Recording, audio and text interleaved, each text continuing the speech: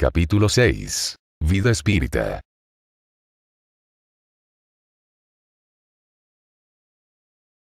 Espíritus errantes. ¿Reencarna el alma de inmediato, después de su separación del cuerpo? A veces inmediatamente, pero casi siempre después de intervalos más o menos largos. En los mundos superiores, la reencarnación es en casi todos los casos inmediata. Por ser menos grosera la materia corporal, el espíritu encarnado goza en ella de casi todas sus facultades de espíritu. Su estado normal es el de vuestros sonámbulos lúcidos. ¿Qué es el alma, en el intervalo de las encarnaciones? Un espíritu errante que aspira a un nuevo destino y lo espera. ¿Cuánto pueden durar tales intervalos?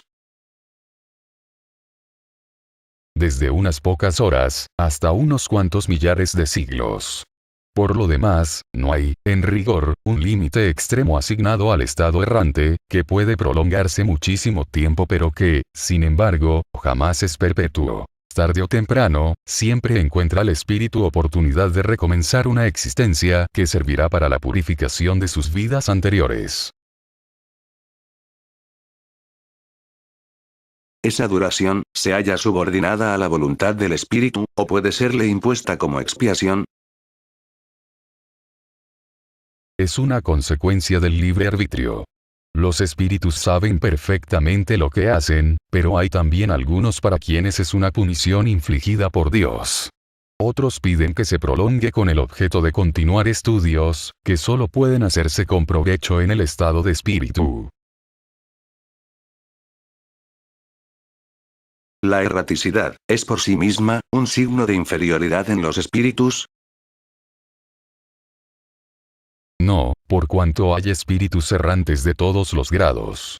La encarnación constituye un estado transitorio, ya lo hemos dicho. En su estado normal el espíritu se halla despojado de la materia. ¿Es posible afirmar que todos los espíritus, que no están encarnados son errantes? Los que deben reencarnar, sí. Pero los espíritus puros que han llegado a la perfección no son errantes. Su estado es definitivo. En lo que se refiere a sus cualidades íntimas, los espíritus son de diferentes órdenes, o grados, que van recorriendo sucesivamente, a medida que se purifican. Como estado, pueden tenerlos de, encarnados, esto es, unidos a un cuerpo. Errantes, o sea, despojados del cuerpo material, y esperando una nueva encarnación a fin de progresar. Y espíritus puros, vale decir, perfectos y que no tienen ya necesidad de encarnación. ¿De qué manera se instruyen los espíritus errantes? Sin duda no lo hacen del mismo modo que nosotros. Estudian su pasado, y buscan los medios de elevarse.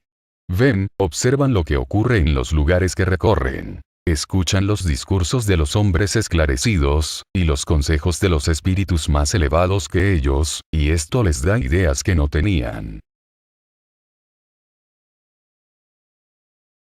¿Conservan los espíritus algunas de las pasiones humanas? Los espíritus elevados, al perder su envoltura, solo conservan las pasiones del bien. Pero los espíritus inferiores continúan con las malas. De lo contrario pertenecerían a la primera jerarquía.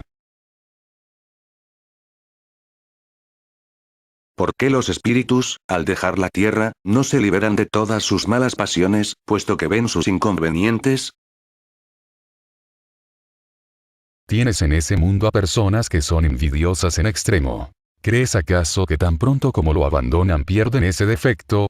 Les queda, luego que parten de la tierra, sobre todo aquellos que han alimentado pasiones muy intensas, una especie de atmósfera que los circunda y les comunica todas esas cosas nocivas, porque el espíritu no está desprendido por completo. Solo por momentos entrevé la verdad, como para señalarle el buen camino. ¿Progresa el espíritu en estado errante? Puede mejorar mucho, pero siempre según sean su voluntad y su deseo. Más es en la existencia corpórea, donde pone en práctica las nuevas ideas que ha adquirido. ¿Los espíritus errantes son dichosos o desventurados? Más o menos, conforme a su mérito. Sufren pasiones cuyo resabio han conservado, o son felices, según estén, más o menos desmaterializados. En estado errante, el espíritu entrevé lo que le falta para ser dichoso, y entonces busca los medios de alcanzarlo. Pero no siempre se le permite reencarnar a voluntad, y esto constituye un castigo. En estado errante, ¿pueden los espíritus ir a todos los mundos? Según. Cuando el espíritu ha dejado el cuerpo, no se halla por eso enteramente desprendido de la materia y pertenece aún al mundo en que ha vivido, o a un mundo de igual grado, a menos que en el transcurso de su vida se haya elevado, y en esto reside el objetivo a que debe tender, sin lo cual no se perfeccionaría jamás. Sin embargo, puede trasladarse a ciertos mundos superiores, pero en tal caso estará allí como un extranjero. No hace más que entreverlos, si así vale decirlo, y eso es lo que le infunde el deseo de perfeccionarse para ser digno de la felicidad que allí se goza, y poder habitarlos más tarde. ¿Los espíritus ya depurados vienen a los mundos inferiores? Lo hacen con frecuencia, a fin de ayudarles a progresar. A no ser por ellos, esos mundos se encontrarían librados a sí mismos, sin guías que los dirigieran.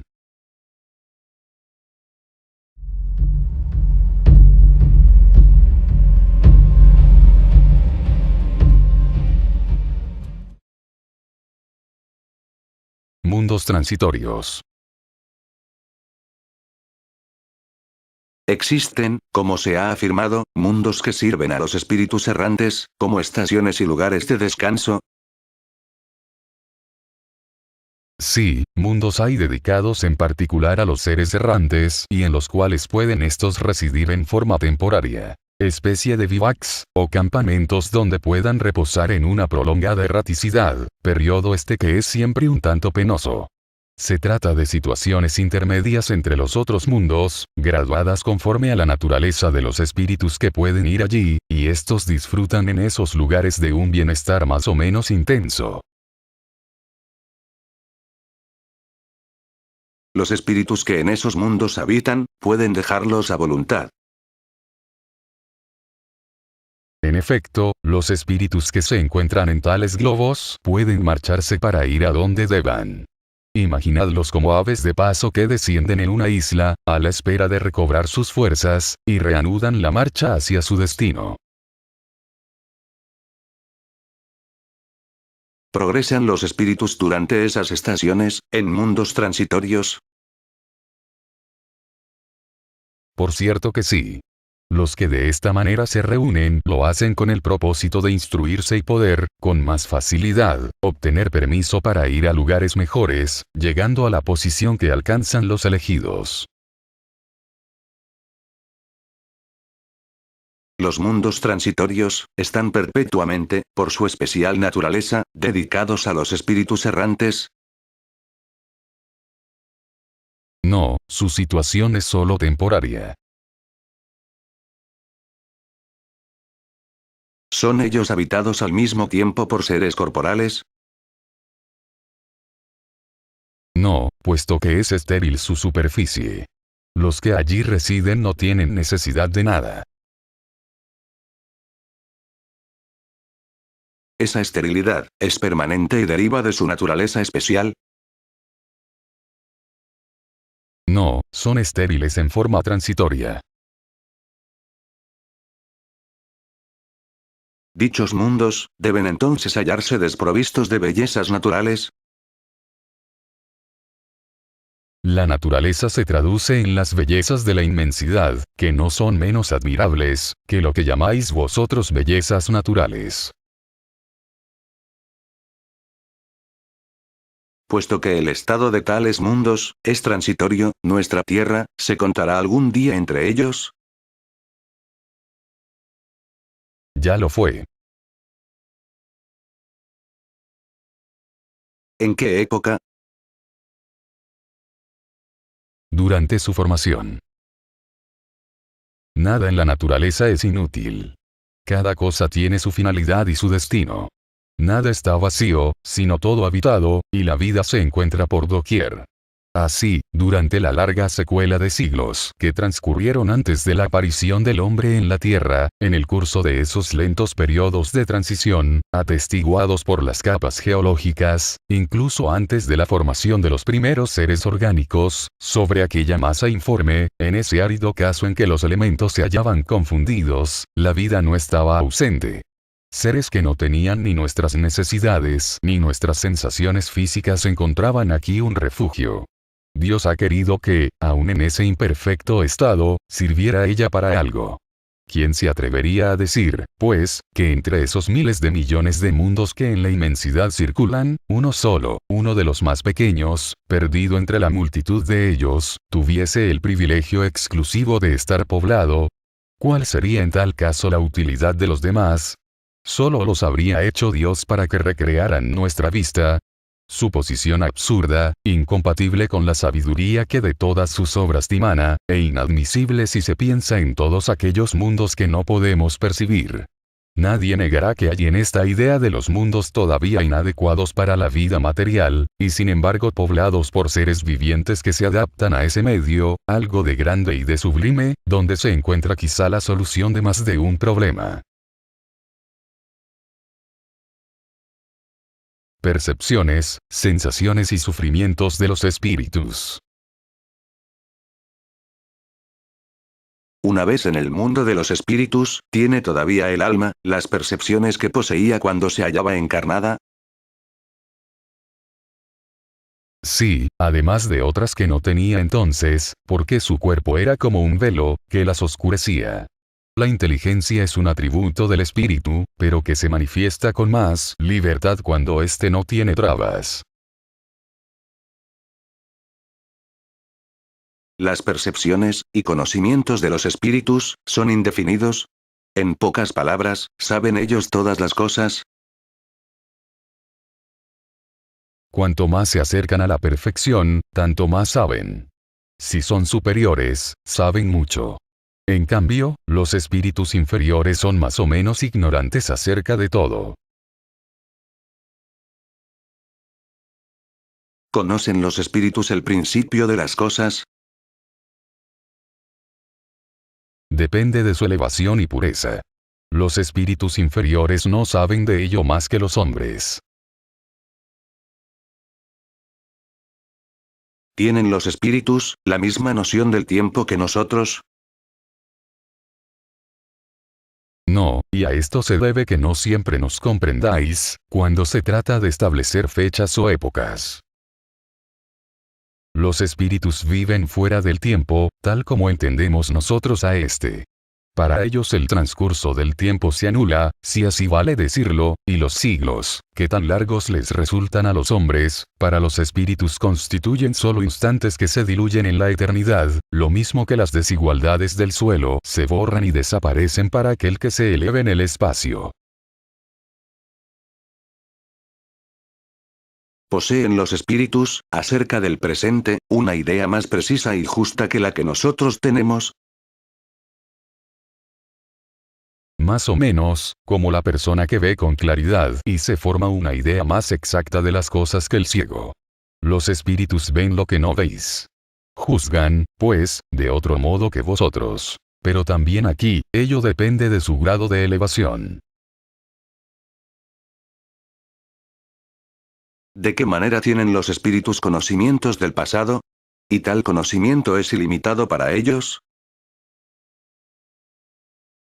El pasado, cuando de él nos ocupamos, es un presente, igual que como tú te acuerdas de una cosa que te impresionó durante tu destierro terrestre. Solo que como nosotros, los espíritus, no tenemos ya el velo material que oscurece tu inteligencia, recordamos cosas que a ti se te han borrado. Pero los espíritus no conocemos todo. Nuestra creación, en primer lugar. ¿Conocen los espíritus el porvenir? También esto depende de su grado de perfección. Con frecuencia solo lo entreven, pero no siempre se les permite revelarlo. Y cuando lo ven, les parece el presente. El espíritu ve el porvenir con mayor claridad, conforme se va acercando a Dios. Después de la muerte, el alma ve y abarca de una mirada sus pasadas emigraciones, pero no puede ver lo que Dios le prepara. Para ello precisa que esté completamente integrada con Él, tras muchas existencias. Los espíritus llegados a la absoluta perfección, ¿tienen un conocimiento completo del futuro? Completo no es el término, por cuanto solo Dios es el soberano Señor, y nadie puede igualarlo. ¿Los espíritus ven a Dios? Únicamente los espíritus superiores lo ven y comprenden. Los inferiores, por su parte, solo lo sienten y adivinan. Cuando un espíritu inferior afirma que Dios le prohíbe, o le permite algo, ¿cómo sabe que esto proviene de él? Ese espíritu no ve a Dios, pero siente su soberanía, y cuando algo no debe hacerse o una palabra no se tiene que pronunciar, experimenta él una especie de intuición, una invisible advertencia que le veda hacerlo. ¿Vosotros mismos no tenéis acaso presentimientos que son para vosotros como advertencias secretas? ¿Hagáis o dejéis de hacer tal o cual cosa? Lo propio nos ocurre a nosotros, los espíritus, solo que en un grado superior, pues comprenderán que, siendo la esencia de los espíritus más sutil que la vuestra, podemos percibir mejor las advertencias divinas. ¿Esa orden se la transmite Dios directamente, o por intermedio de otros espíritus? No les llega de Dios en forma directa. Para comunicarse con Él hay que ser digno de ello. Dios les notifica sus órdenes sirviéndose de los espíritus, que son más elevados en perfección e instrucción. ¿La vista, en los espíritus, está circunscripta, como en los seres corpóreos? No, reside en ellos. ¿Necesitan los espíritus que haya luz para ver? Ven por sí mismos y no precisan luz exterior. Para ellos no hay tinieblas, excepto aquellas en que puedan encontrarse por expiación.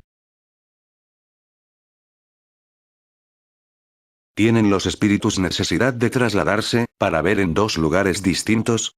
¿Pueden ver, por ejemplo, de manera simultánea en dos hemisferios del globo? Como el espíritu se traslada con la velocidad del pensamiento, se puede decir que ven en todas partes a la vez. Su pensamiento puede irradiar e ir al mismo tiempo a muchos puntos diferentes, pero esa facultad depende de su grado de pureza. Cuanto menos purificado esté, tanto menor será su vista. Solo los espíritus superiores son capaces de tener una visión de conjunto. ¿Ve el espíritu las cosas con tanta nitidez como nosotros? Con mayor nitidez, por cuanto su vista penetra lo que no podéis vosotros penetrar. Nada la oscurece. ¿Percibe el espíritu los sonidos? Sí, y capta además otros que vuestros sentidos limitados no pueden percibir. ¿La facultad de oír, reside en todo su ser, como la de la vista? Todas las percepciones son atributos del espíritu y forman parte de su ser. Cuando se haya revestido de un cuerpo material, aquellas solo le llegan por conducto de sus órganos, pero en estado de libertad las percepciones dejan de estar localizadas. Siendo las percepciones atributos del espíritu mismo, ¿le es posible sustraerse a ellas? El espíritu solo mira y escucha lo que quiere ver y oír. Decimos esto como una generalización y, sobre todo, en lo que concierne a los espíritus elevados, pues los imperfectos oyen, y ven a menudo, quieran o no, aquello que puede resultar útil para su perfeccionamiento. ¿Los espíritus son sensibles a la música? ¿Te estás refiriendo a vuestra música? Porque, ¿qué es ella, si se la compara con la música celeste, esa armonía de la cual nada en la tierra puede daros una idea?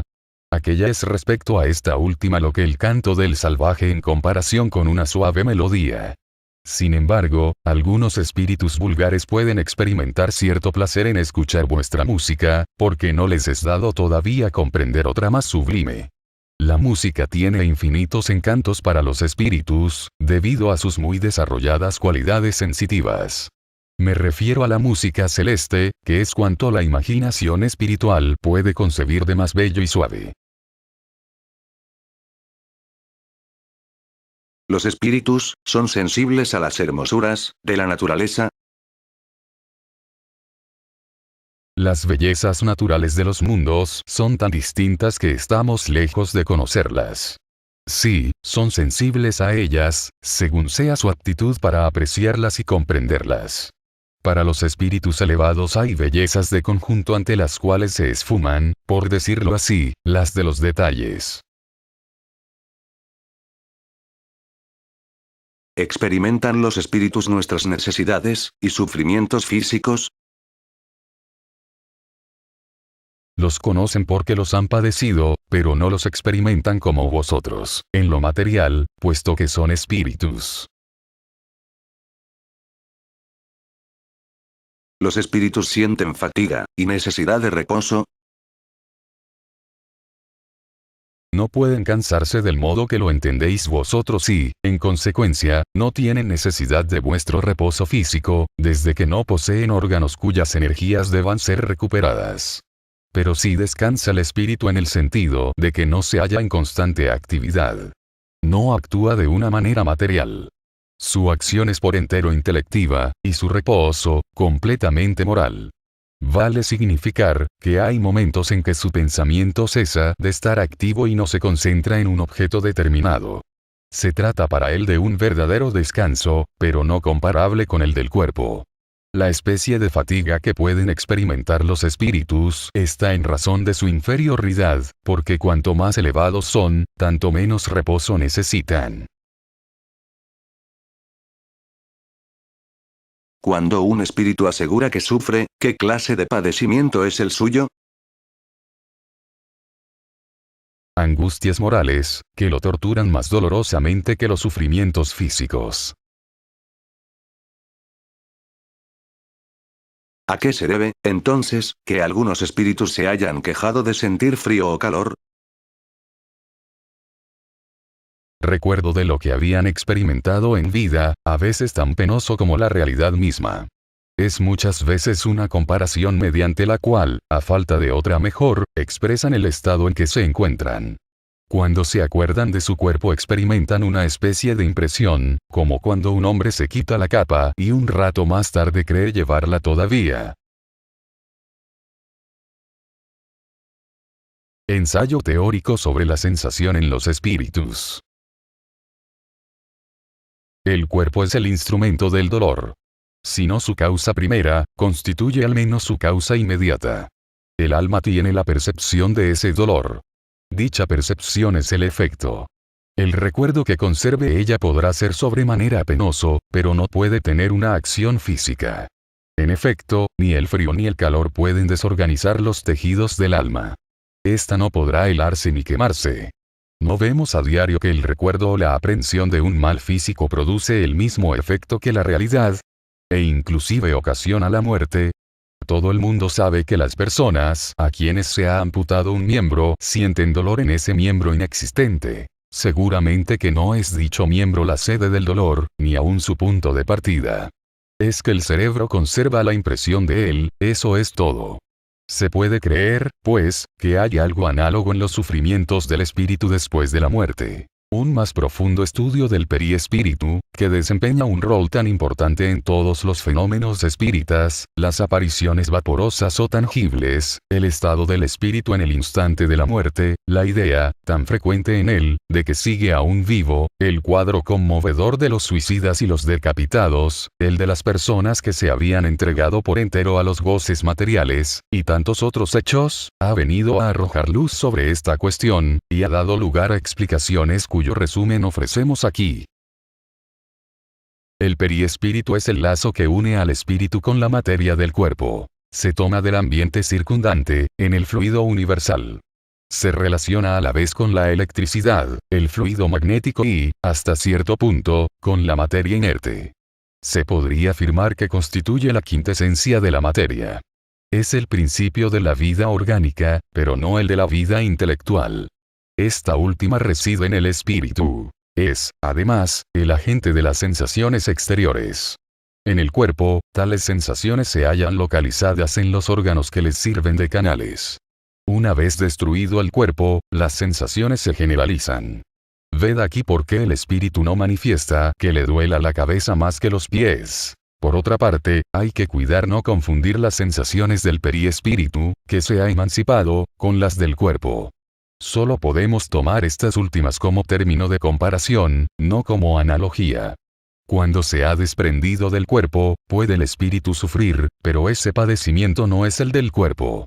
Tampoco se trata de un dolor exclusivamente moral, como el remordimiento, puesto que se queja del frío y del calor. No sufre más en invierno que en verano. Los hemos visto pasar a través de las llamas sin experimentar ninguna sensación penosa. Por tanto, la temperatura no les hace la menor impresión. El dolor que experimentan no es, pues, un dolor físico propiamente dicho. Se trata de un vago sentimiento íntimo, del que el espíritu mismo no se da siempre cuenta, precisamente porque el dolor que siente no está localizado y no es producido por agentes exteriores. Constituye más bien un recuerdo que una realidad, pero un recuerdo grande y penoso. Hay, empero, a veces algo más que un recuerdo, conforme lo veremos. Nos enseña la experiencia que en el instante de la muerte el periespíritu se desprende del cuerpo con mayor o menor lentitud. En los primeros momentos el espíritu no se explica su situación. No cree estar muerto, sino que se siente vivir. Ve a un lado su cuerpo, sabe que es el suyo, y no comprende que se haya separado de él. Tal estado se prolonga en tanto siga existiendo una unión entre el cuerpo y el periespíritu. Nos decía un suicida: no estoy muerto. Añadiendo: y, sin embargo, siento que los gusanos me devoran. Seguramente que los gusanos no devoraban el periespíritu, y aún menos el espíritu, sino el cuerpo.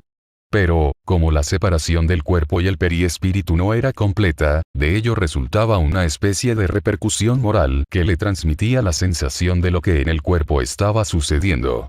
Quizá repercusión no sea la palabra adecuada, porque podría inducir a creer en un efecto demasiado material. Era más bien la vista de lo que ocurría en su cuerpo, al cual lo ligaba su periespíritu, lo que producía en él una ilusión que tomaba por realidad.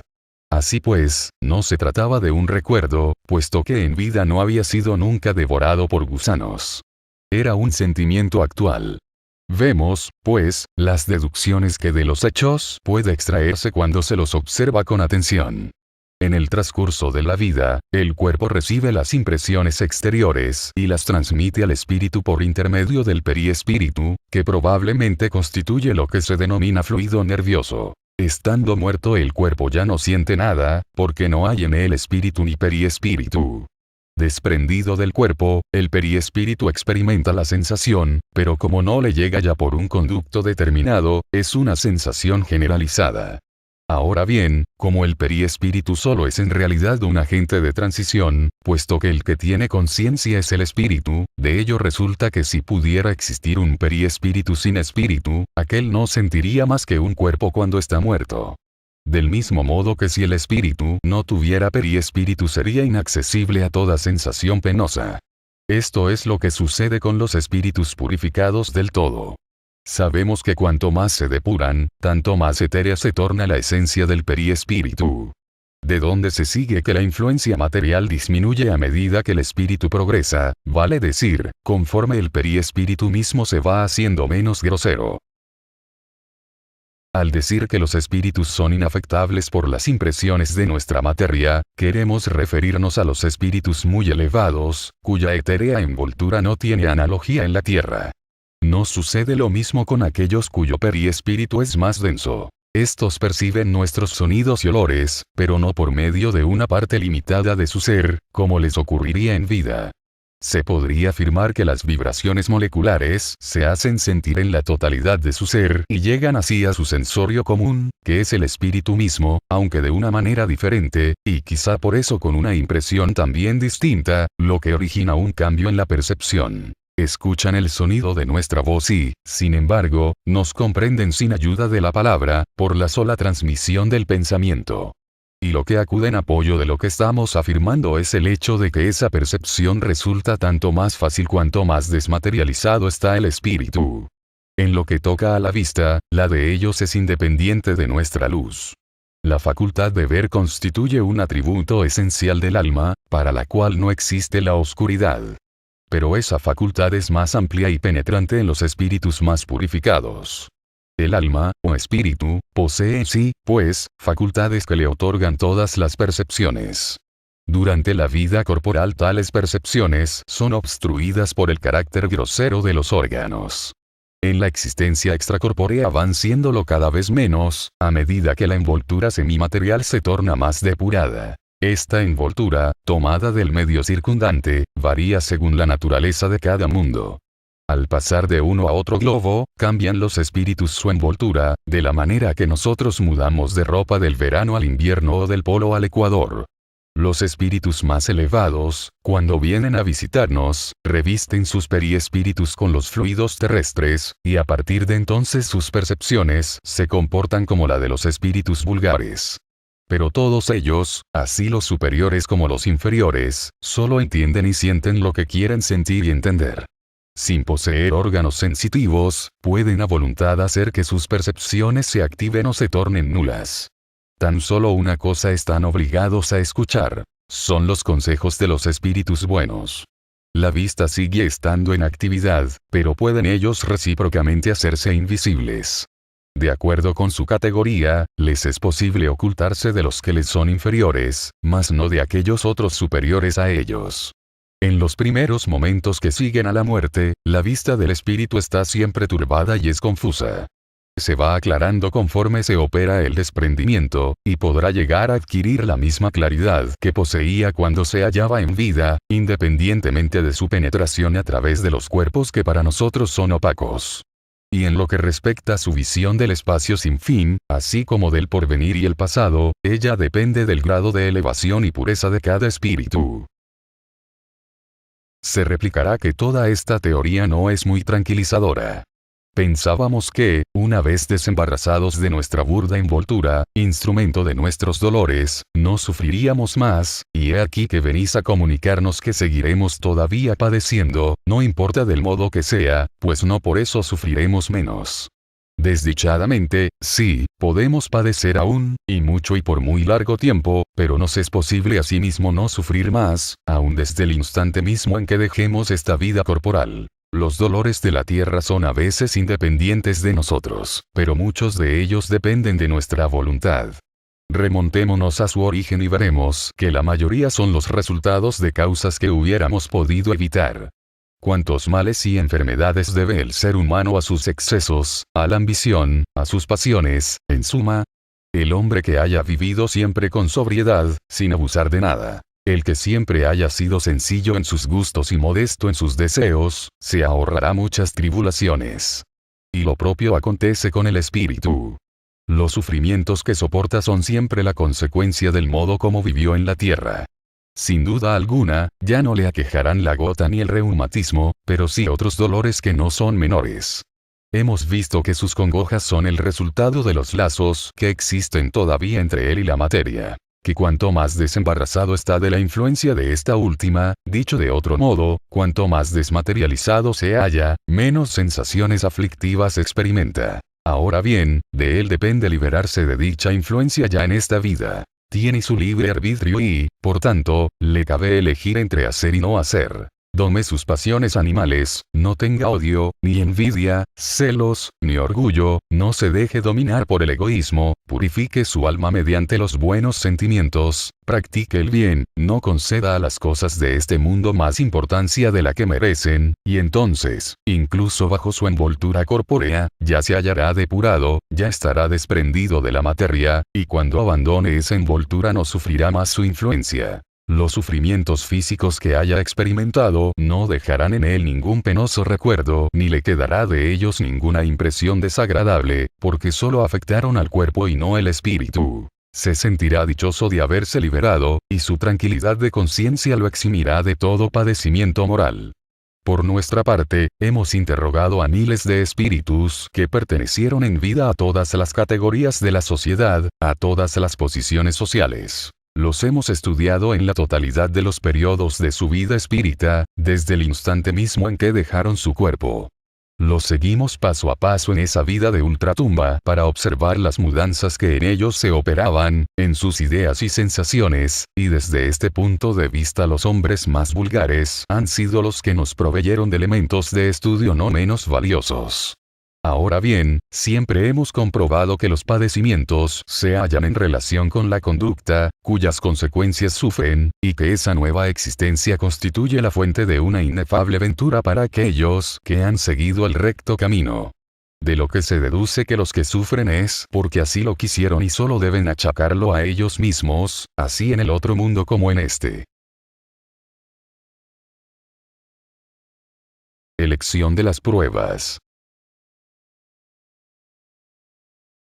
En estado errante, y antes de iniciar una nueva existencia corporal, ¿tiene el espíritu conciencia, y previsión de lo que le sucederá durante la vida?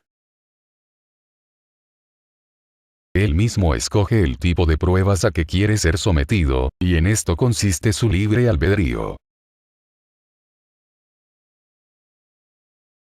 ¿No es entonces Dios quien le impone las tribulaciones de la vida como castigo?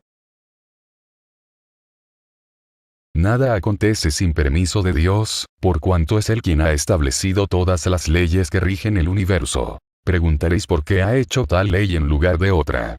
Al dar al espíritu la libertad de elegir, Él le deja toda la responsabilidad de sus actos y de sus consecuencias, sin obstruir para nada su porvenir. Suya puede ser la senda del bien, así como la del mal. Pero si cae derrotado le quedará un consuelo. El de que todo no terminó para él, y que Dios, en su bondad, le deja libre para reiniciar lo que hizo mal. Además, es menester distinguir lo que es obra de la voluntad de Dios, de aquello otro que es obra del hombre. Si un peligro os amenaza, no seréis vosotros quienes lo hayáis creado, sino Dios. Pero podéis exponeros voluntariamente a él, porque habéis visto en él un medio para vuestro propio adelanto, y Dios lo permite. Si cabe al espíritu elegir el género de pruebas que deberá afrontar, se deduce de ello que todas las adversidades que experimentamos en la vida han sido previstas y escogidas por nosotros. Todas no es la palabra adecuada, porque no es cuestión de afirmar que hayáis seleccionado y previsto cuánto ha de aconteceros en el mundo, hasta las cosas de menor cuantía. Lo que elegisteis es una clase de pruebas. Los detalles son consecuencia de la posición en que os halléis y a menudo de vuestras propias acciones. Si, por ejemplo, el espíritu ha querido nacer entre malhechores, sabía a qué consecuencias se exponía, pero no conocía de antemano cada uno de los actos que iba a realizar. Tales actos son el efecto de su voluntad o de su libre arbitrio. El espíritu sabe que al optar por semejante camino le aguarda determinado tipo de lucha. Conoce, pues, la índole de las vicisitudes por las que va a pasar, pero ignora si tal acontecimiento se producirá antes que tal otro. Los detalles nacen de la fuerza de las circunstancias. Solo puede prever los sucesos importantes, aquellos que influirán sobre su destino. Si tomas un sendero escabroso sabes que deberás adoptar grandes precauciones, porque tienes posibilidades de caer, pero desconoces en qué lugar exacto se producirá tu caída, y quizá no caigas si eres lo bastante prudente. Si caminas por la vereda y te cae sobre la cabeza una teja desde lo alto, no creerás que estaba escrito, como vulgarmente se afirma. ¿Cómo es posible que el espíritu quiera nacer entre personas de mala vida? Precisa ser enviado a un medio en el que pueda someterse a la prueba que ha pedido. Es necesario que haya analogía. Para luchar contra el instinto del bandolerismo tiene que encontrarse entre personas de esa laya. Si en la tierra no existieran gentes de mala vida, no podría el espíritu, pues, encontrar aquí el ambiente requerido para afrontar ciertas pruebas. ¿Acaso tendríamos que quejarnos de ello? Esto sucede en los mundos superiores, donde el mal no tiene cabida. De ahí que solo haya en ellos espíritus buenos. Haced que pronto ocurra lo mismo en vuestra tierra. En las pruebas que debe arrostrar el espíritu para alcanzar la perfección, tiene que experimentar toda clase de tentaciones, debe pasar por todas las circunstancias, capaces de despertar en él el orgullo, y la envidia, la avaricia y la sensualidad, etc.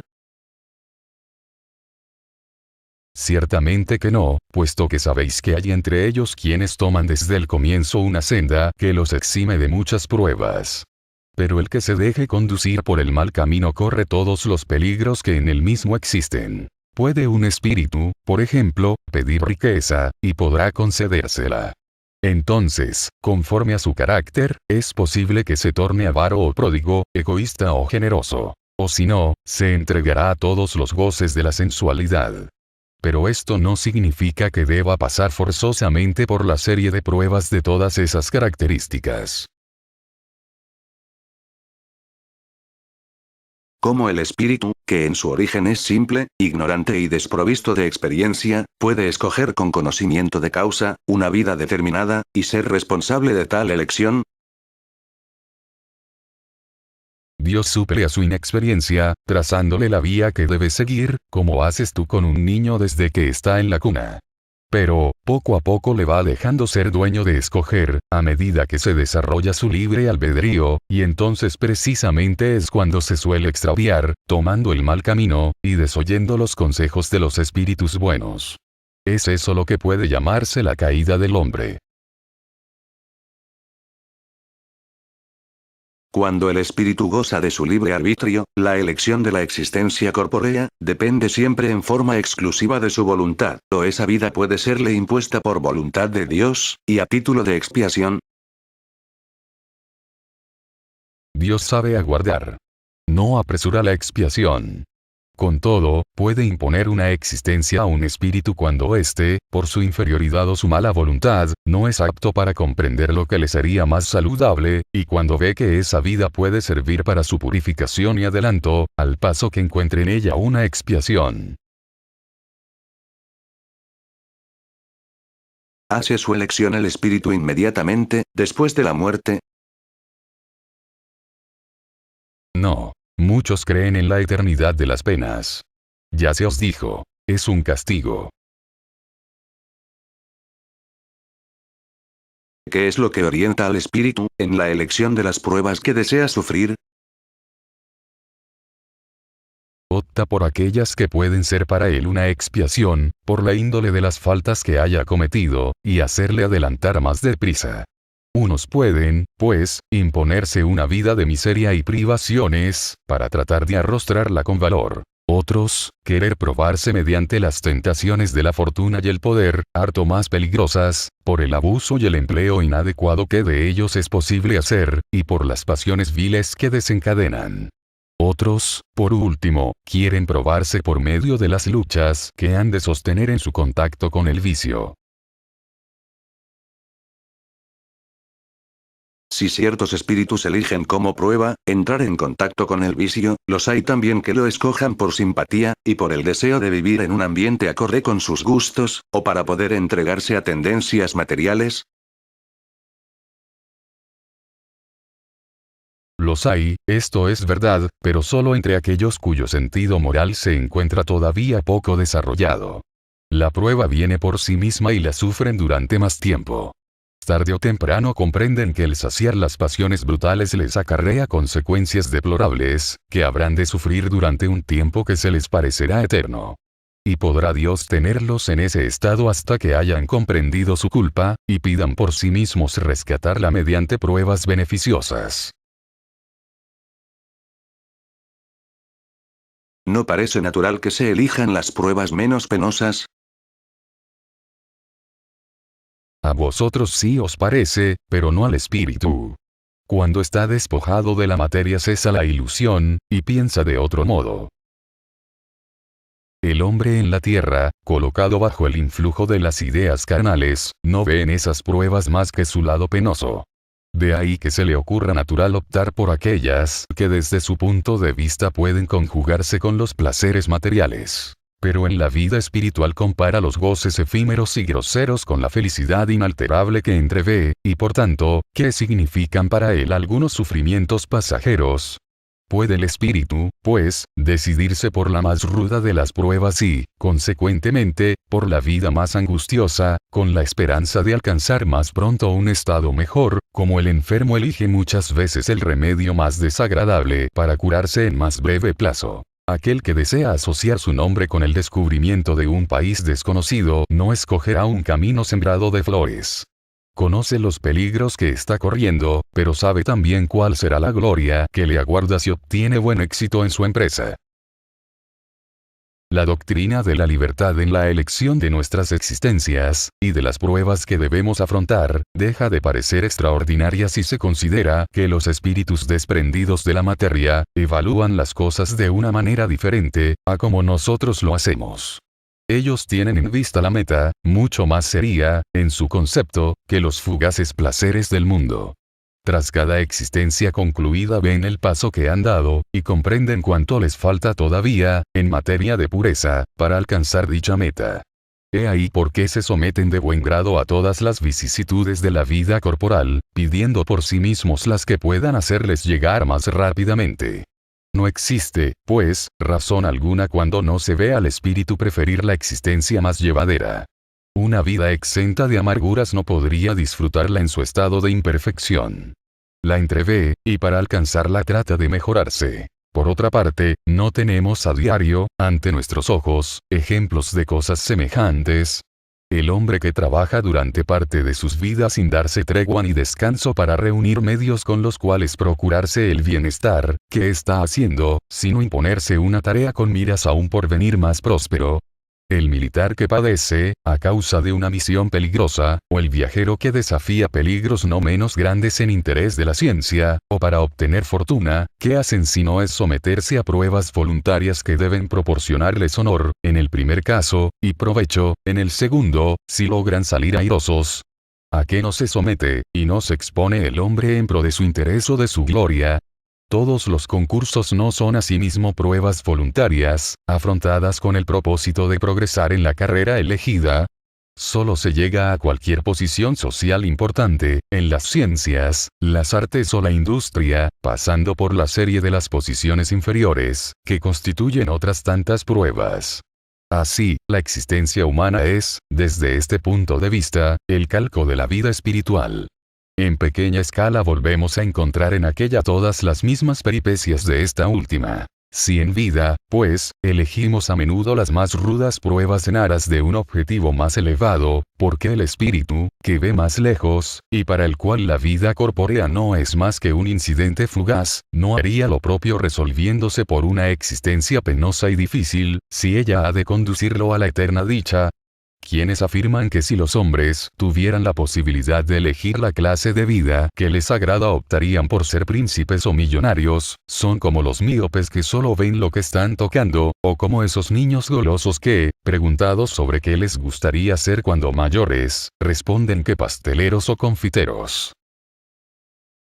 Tal la situación del viajero que, en el fondo de un valle oscurecido por la niebla, no ve ni la extensión ni los extremos de su ruta. Pero, una vez llegado a la cumbre de la montaña, abarca el camino hecho, y lo que le resta por recorrer. Divisa su meta, los obstáculos que aún tiene que franquear, y puede entonces concebir con más seguridad los medios necesarios para llegar a destino. El espíritu encarnado está como el viajero en lo hondo del valle. En cambio, cuando se ha desembarazado de los lazos terrestres domina, igual que aquel, cuanto se divisa desde la cumbre. Para el viajero, la meta es el reposo tras la fatiga. Para el espíritu, la felicidad suprema después de las tribulaciones y pruebas pasadas. Todos los espíritus afirman que en estado errante buscan, estudian y observan para hacer su elección. ¿No tenemos también un ejemplo de esto en la vida corporal? Con frecuencia no buscamos durante años la carrera que libremente escogeremos, por creerla la más adecuada para llevarnos adelante. Si fracasamos en una, iniciamos otra. Cada carrera que emprendemos constituye una fase, un periodo de nuestra vida. Y cada jornada que pasa no la empleamos en planear lo que haremos al día siguiente.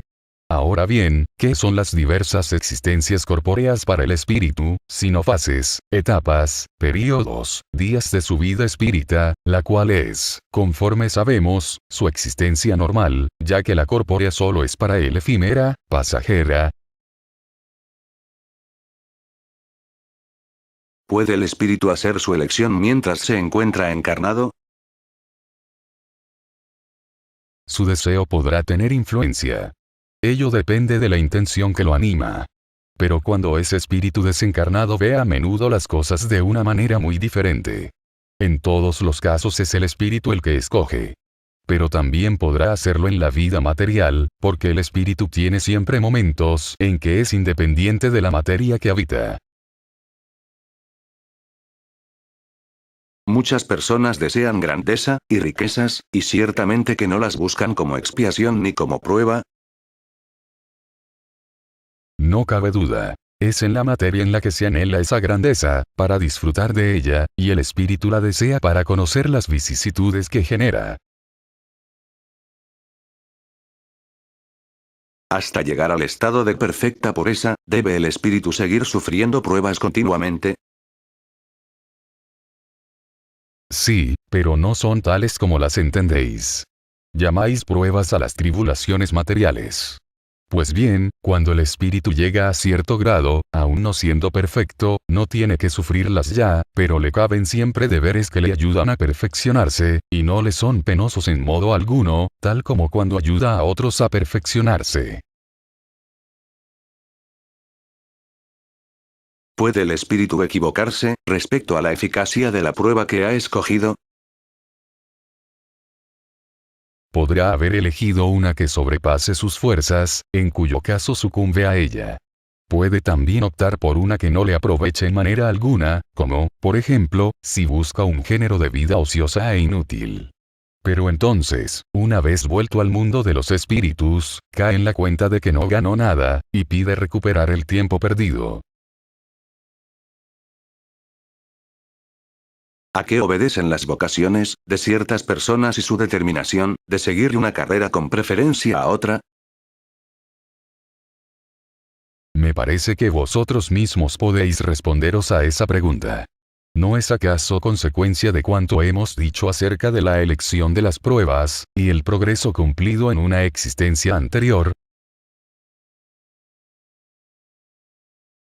En estado errante, al estudiar el espíritu las diversas condiciones en que podría progresar, ¿cómo piensa poder hacerlo si nace, por ejemplo, en un pueblo de caníbales?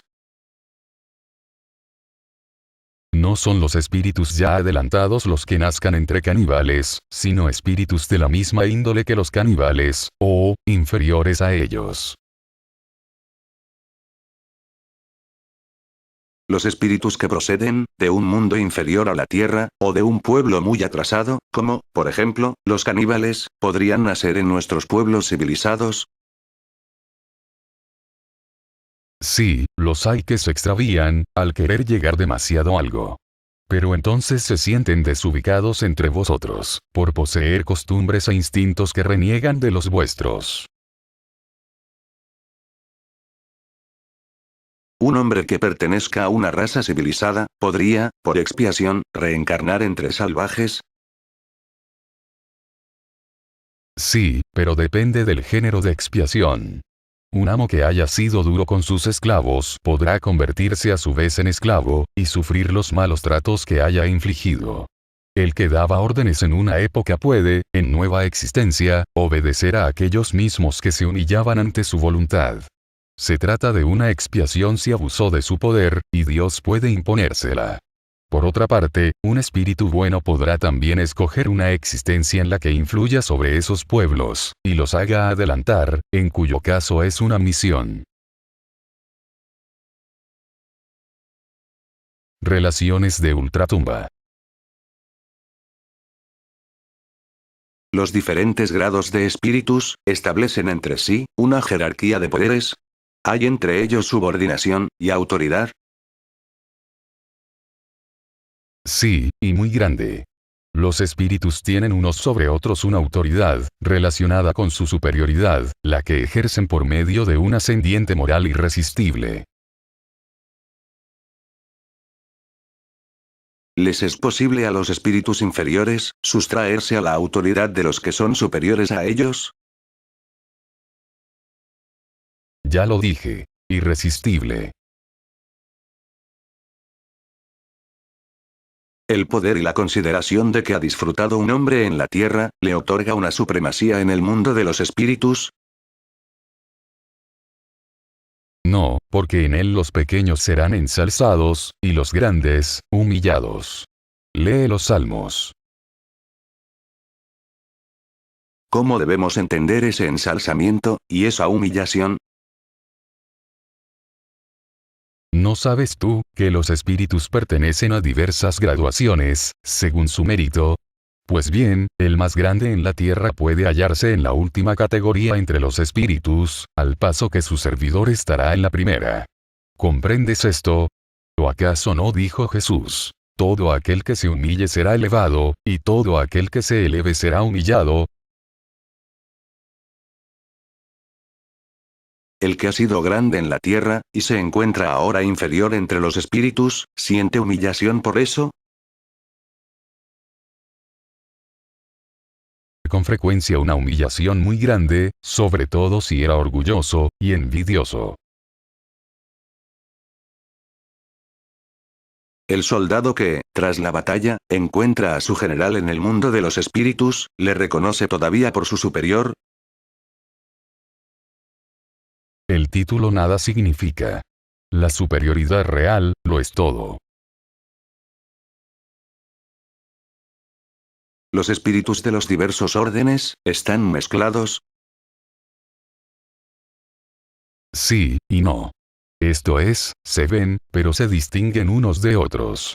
Se rehuyen o se acercan, según sea la afinidad o antipatía de sus respectivos sentimientos, igual que como sucede entre vosotros. Es todo un mundo, del cual el vuestro es un reflejo oscurecido. Los del mismo rango se reúnen por una especie de afinidad, y forman grupos o familias de espíritus, ligados por la simpatía y por el objetivo que se proponen. Los buenos, por el deseo de hacer el bien. Los malos, por el de realizar el mal, o por la vergüenza de sus faltas, y la necesidad de encontrarse entre seres semejantes a ellos. Así como una gran ciudad, donde los hombres de toda categoría y condición se ven y se encuentran sin por ello confundirse. Donde las sociedades se forman por la analogía de los gustos. Donde vicio y virtud se codean sin decirse nada. ¿Todos los espíritus pueden acercarse recíprocamente? Los buenos van a todas partes, y precisa que así sea para que puedan ejercer su influencia sobre los malos. Pero las regiones habitadas por los buenos están prohibidas para los espíritus imperfectos, a fin de que éstos no puedan llevar a ellas la perturbación de las malas pasiones. ¿Qué clase de relaciones existen entre los buenos y los malos espíritus?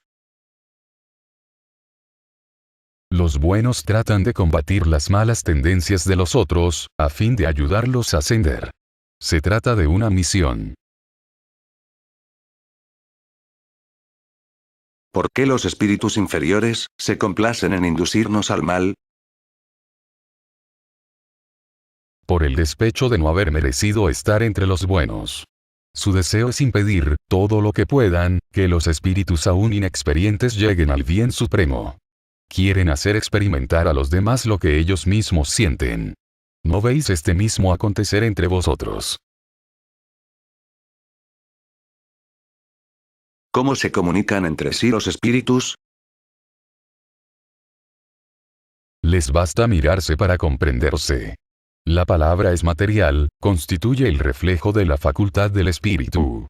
El fluido universal establece entre ellos una comunicación constante. Es el vehículo de la transmisión del pensamiento, como para vosotros el aire es el vehículo del sonido. Una especie de telégrafo universal, que une a todos los mundos, y permite a los espíritus comunicarse de un globo a otro. ¿Pueden los espíritus ocultarse mutuamente, sus pensamientos, y esconderse los unos de los otros? No, para ellos todo se halla a la vista, en especial cuando son perfectos. Podrán alejarse, pero siempre se ven. Esta no es, sin embargo, una regla absoluta, porque algunos espíritus pueden muy bien tornarse invisibles para otros espíritus, si conceptúan útil proceder así. ¿Cómo los espíritus, que ya no tienen cuerpo, pueden comprobar su individualidad, y distinguirse de los otros seres espirituales que les rodean? Verifican su individualidad mediante el periespíritu, que los hace distintos a unos de los otros, igual que entre los hombres el cuerpo. ¿Se reconocen los espíritus, por haber convivido en la tierra? ¿Reconoce el hijo a su padre, el amigo al amigo?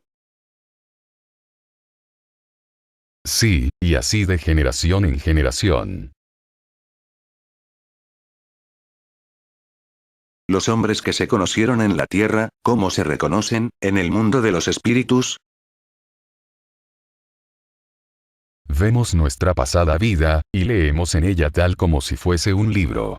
Al contemplar el pasado de nuestros amigos y enemigos, asistimos a su tránsito de la vida a la muerte.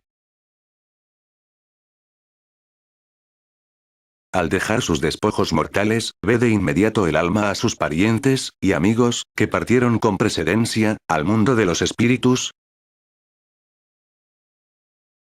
De inmediato no es la expresión correcta. Porque, como hemos dicho, necesita algún tiempo para volver en sí y sacudirse el velo de la materia.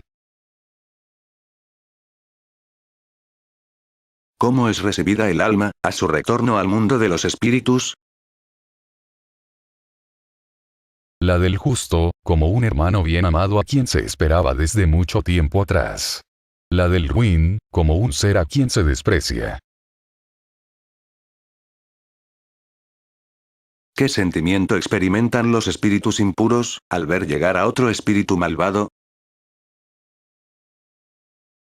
Los malos se satisfacen de ver seres semejantes y privados, como ellos, de la infinita felicidad, así como en la tierra acontece a un bribón, entre sus iguales. Cuando dejamos la tierra, acuden a veces nuestros parientes y amigos a recibirnos. Sí, se presentan ante el alma a la que profesan afecto, la felicitan como a la vuelta de un viaje, si ha escapado a los peligros del camino, y la ayudan a desprenderse de los lazos corporales. Es un favor que se otorga a los espíritus buenos, cuando aquellos que los han amado vienen a su encuentro, mientras que el que está mancillado permanece en el aislamiento, o solo le rodean espíritus semejantes a él. Esto último constituye un castigo. Los parientes y amigos, ¿se hallan siempre reunidos después de su muerte? Ello depende de su elevación, y del camino que sigan para su progreso. Si uno de ellos está más adelantado y marcha más rápido que otro, no podrán permanecer juntos. En ocasiones les será posible verse, pero solo estarán reunidos en los casos en que puedan marchar a la par, o cuando hayan alcanzado igual grado de perfeccionamiento. Por otra parte, el no poder ver a sus parientes y amigos es a veces una punición. Relaciones simpáticas y antipáticas de los espíritus. Mitades eternas. Además de la simpatía general, determinada por las semejanzas, ¿tienen entre sí los espíritus afectos particulares? Sí, del mismo modo que entre los hombres, pero el vínculo que une a los espíritus es más fuerte cuando se halla el cuerpo ausente, porque aquel no está ya expuesto a las vicisitudes de las pasiones. ¿Se engendran odios entre los espíritus? Solo existen odios entre los espíritus impuros, y son estos los que os inspiran las enemistades y disensiones que entre vosotros surgen. Dos seres que hayan sido enemigos en la tierra, ¿se guardarán mutuo rencor en el mundo de los espíritus? No. Comprenderán que su aborrecimiento era estúpido, y pueril el motivo del mismo. Solo los espíritus imperfectos conservan un estado de animosidad, y ello sucede hasta que se han depurado. Si solo dividió a los espíritus un interés material, ya no pensarán en ello, por poco que se hayan desmaterializado. Si no hay entre ellos antipatía, puesto que el motivo de la discordia ya no existe, pueden volver a verse con agrado. Como dos escolares llegados a la edad de la razón, reconocen la puerilidad de las querellas que han tenido en su infancia, y cesan de quererse mal. El recuerdo de las malas acciones, que dos hombres han podido cometer, uno contra el otro, constituye un obstáculo, para que simpaticen. Sí, les lleva a distanciarse. ¿Qué sentimiento experimentan, después de la muerte, aquellos a quienes hemos hecho mal en la tierra? Si son buenos, os perdonan conforme a vuestro arrepentimiento. Si malos, pueden guardaros rencor, y a veces perseguiros hasta en otra existencia. Dios podrá permitirlo, a título de castigo. ¿Los afectos individuales de los espíritus son susceptibles de alteración? No, porque ellos no pueden engañarse. No tienen ya la máscara tras al cual se ocultan los hipócritas. De ahí que cuando los espíritus son puros sus afectos sean inalterables. El amor que les une es para ellos la fuente de una aventura suprema. El afecto que dos seres se han profesado en la tierra, ¿continúa siempre en el mundo de los espíritus? Por cierto que sí, si se basa en una verdadera simpatía. Pero si en él tienen más parte las causas físicas que la simpatía, entonces cesará al desaparecer dichas causas. Los afectos entre espíritus son más firmes y duraderos que en la tierra, debido a que no están subordinados al capricho de los intereses materiales y del amor propio. Las almas que deben unirse, se hallaban predestinadas, para esa unión desde su origen, y cada uno de nosotros posee, en alguna parte del universo, su mitad, con la cual inevitablemente se reunirá algún día. No, no existe unión particular y fatal entre dos almas. La unión es entre todos los espíritus, pero en grados diferentes, según el rango que ocupen, vale expresar, de acuerdo con la perfección que hayan alcanzado. Cuanto más perfectos son, más unidos están. Todos los males de los humanos nacen de la discordia. En cambio, de la concordia resulta la felicidad completa. ¿En qué sentido se ha de entender la palabra mitades, de que se sirven ciertos espíritus, para designar con ella a los espíritus que simpatizan? Inexacta expresión. Si un espíritu fuera la mitad de otro, hallándose separado de éste, estaría incompleto.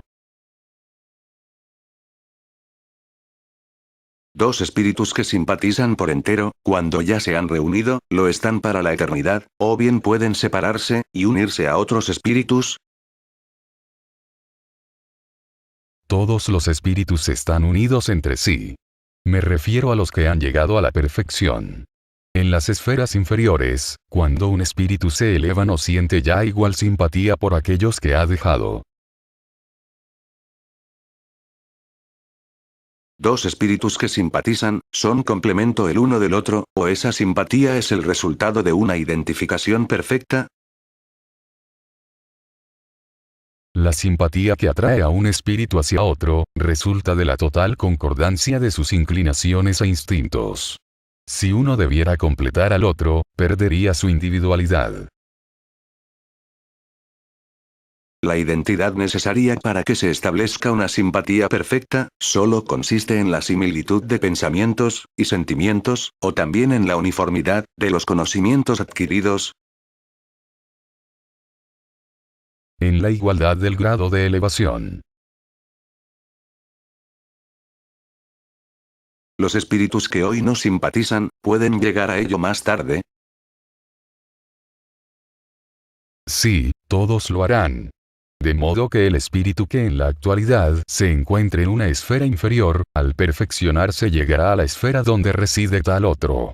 Su encuentro tendrá lugar antes si el espíritu más elevado, soportando mal las pruebas a que se le sometió, es demorado en el mismo estado.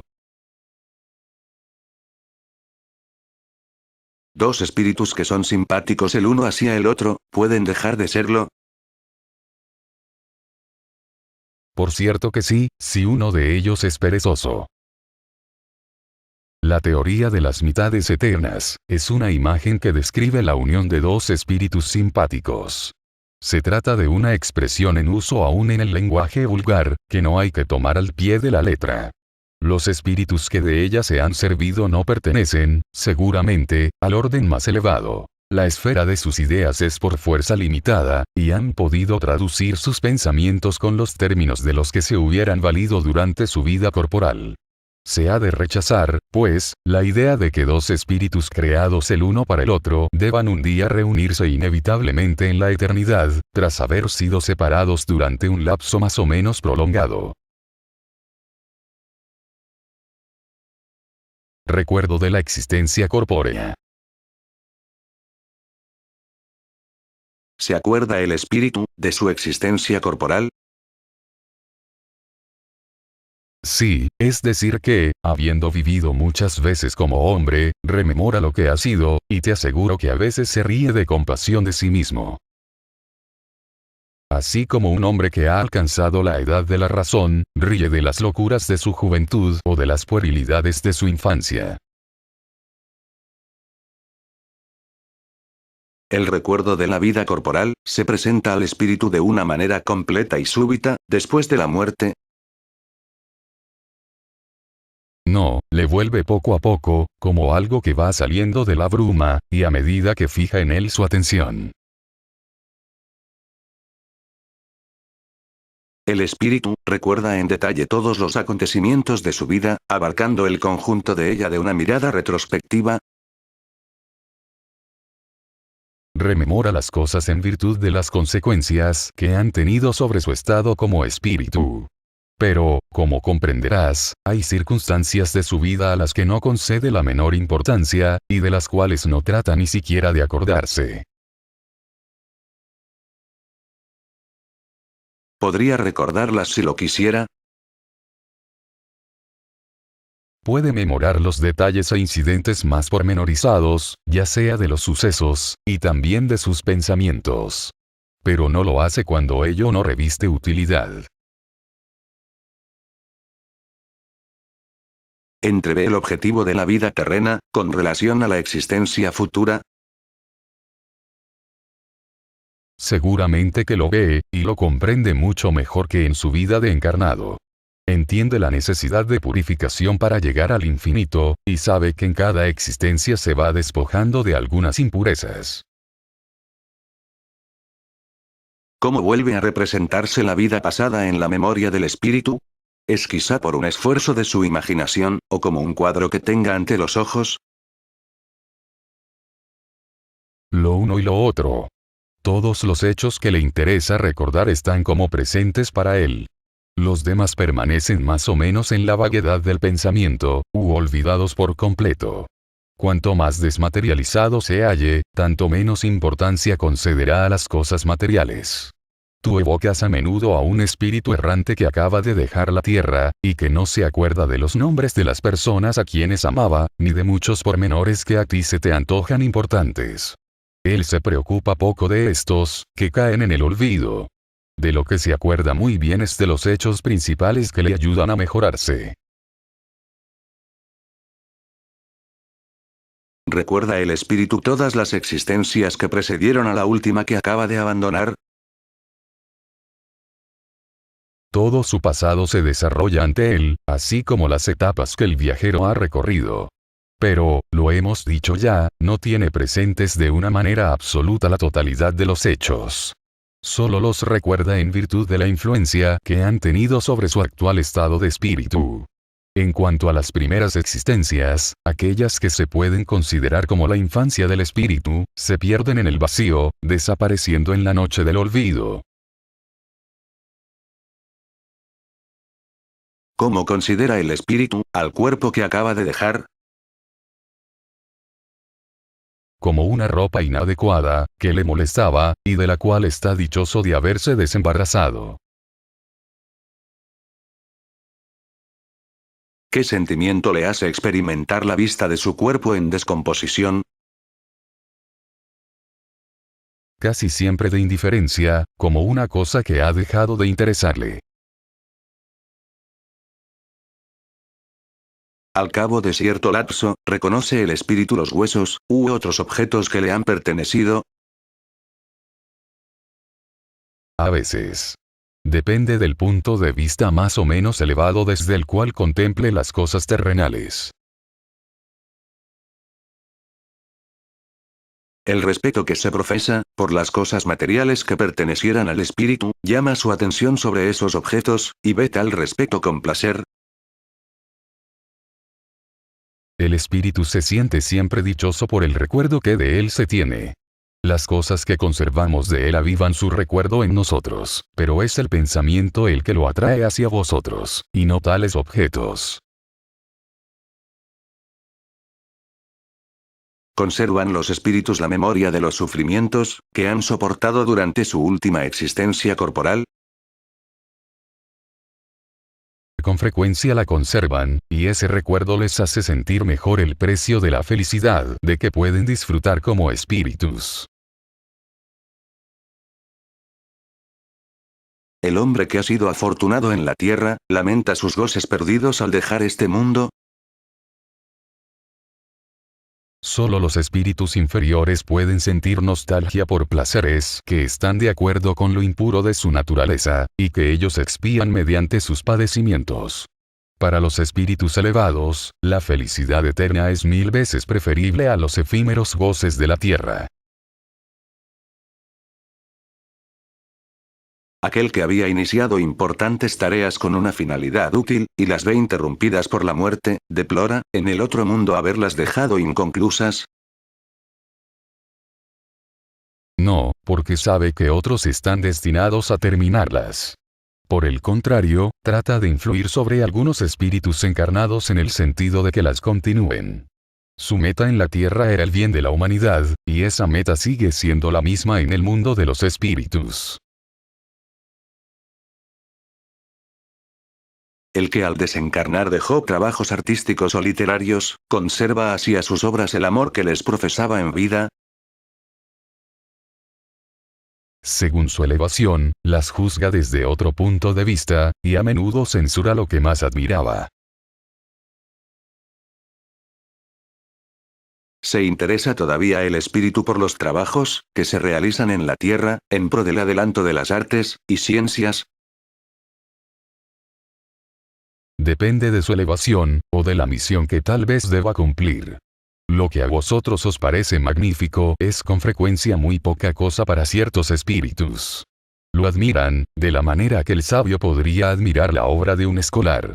Examinan lo que puede probar la elevación de los espíritus encarnados y sus progresos. Después de la muerte, ¿conservan los espíritus el amor a la patria? Sigue siendo el mismo principio. Para los espíritus elevados la patria es el universo. La tierra es el lugar donde tienen mayor número de personas que les son simpáticas. La situación de los espíritus y su modo de ver las cosas varían hasta lo infinito, en virtud de su grado de desarrollo moral e intelectivo. Los espíritus de un orden elevado solo permanecen en la Tierra, por lo general, durante cortos periodos. Todo lo que en ella se realiza es tan mezquino, si se le compara con las grandezas del infinito, las cosas a que los hombres otorgan más importancia son tan pueriles a los ojos de los espíritus, que estos encuentran pocos motivos de atracción aquí, a menos que hayan sido llamados a nuestro mundo para cooperar al progreso del género humano. Los espíritus de un orden medio vienen con más frecuencia a la Tierra, aunque consideran las cosas desde un punto de vista más elevado que durante la encarnación. Los espíritus vulgares, en cambio, son en cierto modo permanentes entre nosotros y constituyen la masa de la población circundante del mundo invisible. Han conservado más o menos las mismas ideas, gustos e inclinaciones que tenían bajo su envoltura corpórea. Se suman a nuestras reuniones y se mezclan en nuestros asuntos y diversiones, en los que desempeñan parte más o menos activa, según sea en cada caso su carácter. No pudiendo satisfacer sus pasiones, gozan con los que se entregan a ellas y los incitan a hacerlo. Pero entre ellos los hay más serios, que miran, y observan con el propósito de instruirse, de perfeccionarse. ¿Se modifican las ideas de los espíritus en el mundo espiritual? Mucho. Experimentan grandísimas modificaciones, a medida que el espíritu se va desmaterializando. Puede a veces permanecer largo tiempo con las mismas ideas, pero poco a poco disminuye la influencia de la materia, y ve las cosas con más claridad. Entonces busca los medios para mejorarse. Puesto que el espíritu ya ha vivido la vida espírita antes de su encarnación, ¿a qué debe su asombro al reingresar en el mundo de los espíritus? Es solo el efecto de los primeros momentos y de la turbación que sigue al despertar. Más tarde se recobra perfectamente, conforme le vuelve el recuerdo del pasado y se va borrando la impresión de la idea terrena. Conmemoración de los difuntos. Funerales. ¿Son sensibles los espíritus al recuerdo de quienes los amaron en la tierra? Mucho más de lo que podéis creer. El recuerdo se suma a su felicidad, si son dichosos. Y si son desgraciados, es para ellos un alivio. ¿El día de la conmemoración de los difuntos tiene algo de más solemne para los espíritus? ¿Se preparan para venir a visitar a aquellos que deben ir a orar sobre sus despojos? Los espíritus acuden al llamado del pensamiento, así en ese día como en los otros. Esa jornada representa para ellos una cita junto a las sepulturas.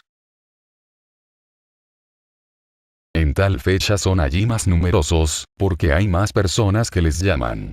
Pero cada cual solo vienen por sus amigos, y no por la multitud de los que les son indiferentes. ¿Bajo qué forma acuden allí, y cómo les veríamos si pudieran hacerse visibles? Bajo la forma que se les conoció en vida.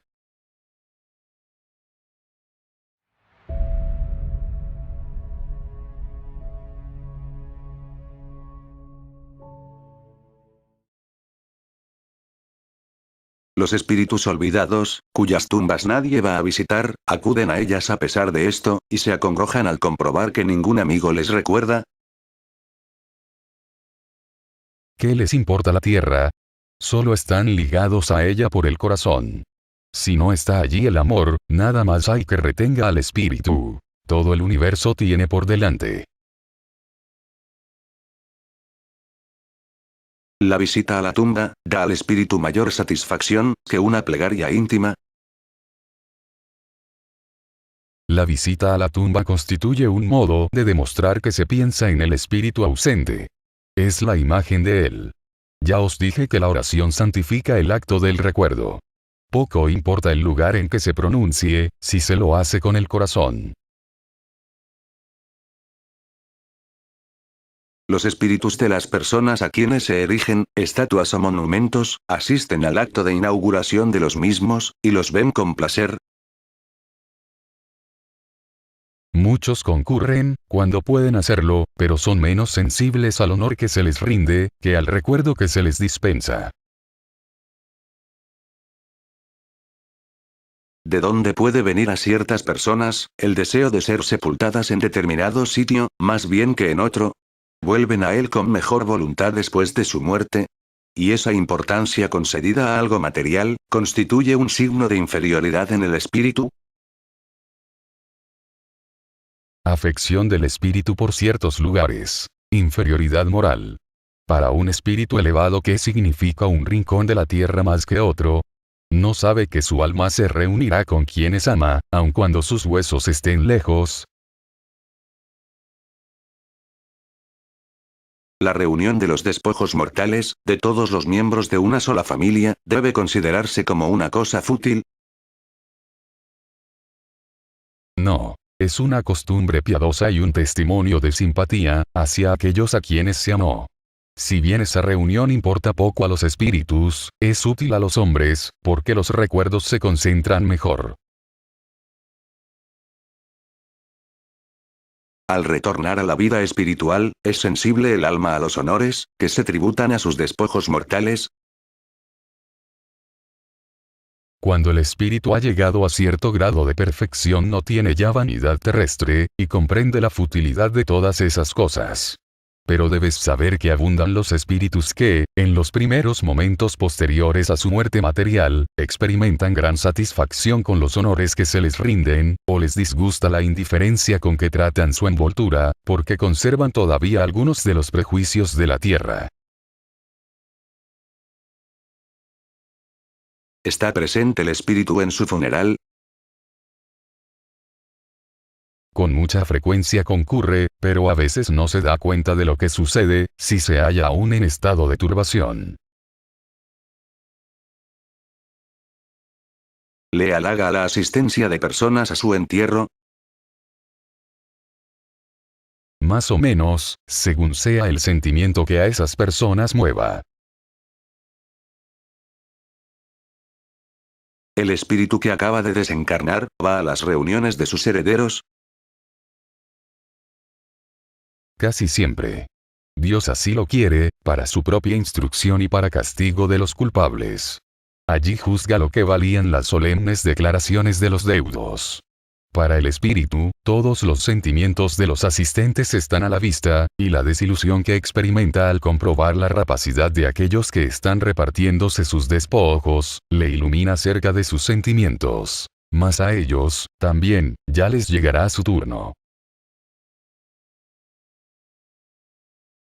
El respeto instintivo que el hombre, en todos los tiempos y en la totalidad de los pueblos, demuestra sentir por los difuntos, ¿es efecto de la intuición que tiene de la vida futura?